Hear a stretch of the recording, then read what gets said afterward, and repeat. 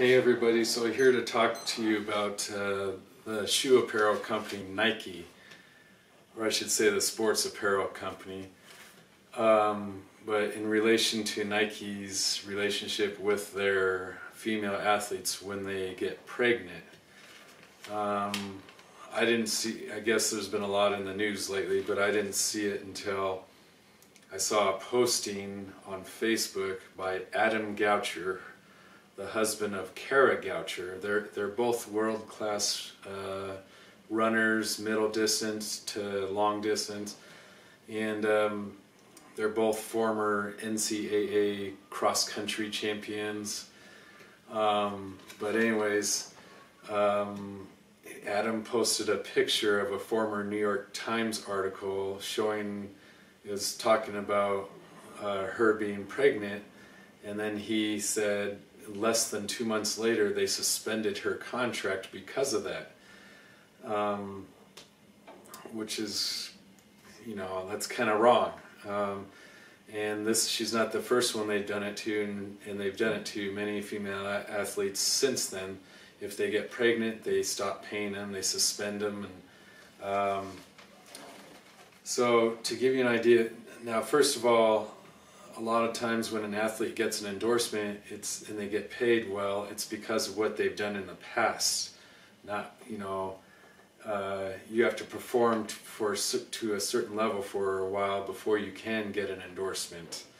And then of course there's clauses in the contract that says you've got to perform at this level going forward. But you're not going to get a contract like that unless you performed well in the past. And so to give you an idea what Kara Goucher has done, again, she was the 2000 NCAA cross-country champion when she was at the University of Colorado at Boulder. In 2000 also she became the NCAA outdoor champion in the 3,000 meters and the 5,000 meters, and also a 5,000 meter Olympic trials finalist.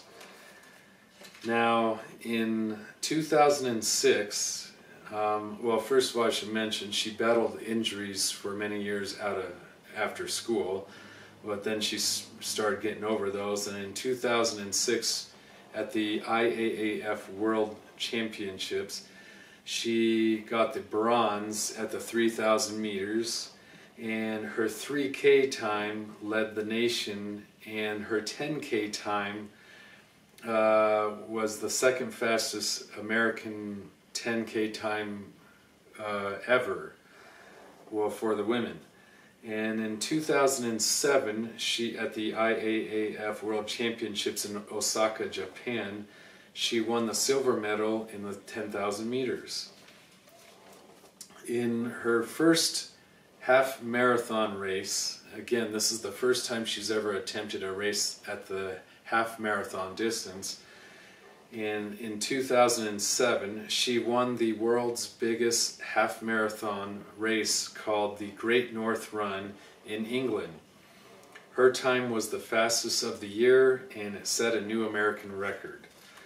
In her marathon debut, again the first time she ever ran a marathon, she placed third at the New York City Marathon in 2008, and in 2009 she placed third in the Boston Marathon.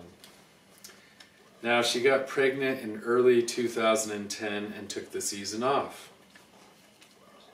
And again, that's when Nike was like, okay, we're suspending your contract, we're not going to pay you. Well, she came back. First of all, I should say, whatever happened to loyalty and sticking with your athlete, you know. She said even when she was suspended and they weren't paying her, they still required her to appear at events for the company. So they're still benefiting from her, and they can still, you know, have her in advertisements or whatever, and because of what she did in the past. So again, pregnant in early 2010, and then came back in January of 2011. Her first race back in January of 2011, she placed second at the Arizona Half Marathon. And also in 2011 at the New York City Half Marathon, she got third. In April of 2011, she got fifth at the Boston Marathon, and she set a new personal best time by a whole minute. She beat her personal best marathon time by a whole minute and got 2 hours and 24 minutes and 52 seconds. So Nike is ready to shove her to the side when she gets pregnant, but she comes back after pregnancy and still gets her best ever marathon time. And then she got second place in the 10,000 meters at the 2011 USA Outdoor Track and Field Championships. And then second at the inaugural Miami Beach Half Marathon.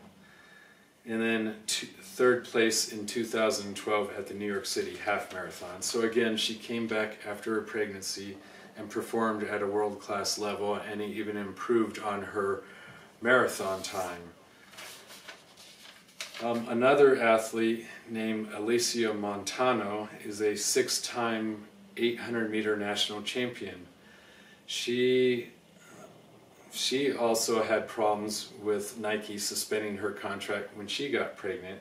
And then she also mentioned on a side note that the U.S. Olympic Committee strips their health insurance if they do not stay at the top of their game during pregnancy. Well, obviously they're not going to stay at the top of their game during pregnancy, and if at any time you need health insurance, it's when you're pregnant.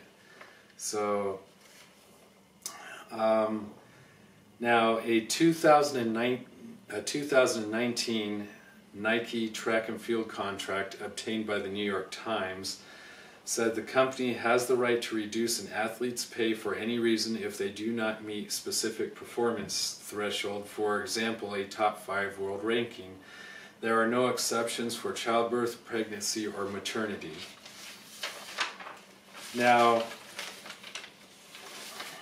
of course, this put a lot of pressure on Nike, and then under pressure, Nike just announced they're changing their policy to guarantee a pregnant athlete's pay, and bonuses cannot be cut over the 18-month period covering 8 months before an athlete's due date through 10 months after.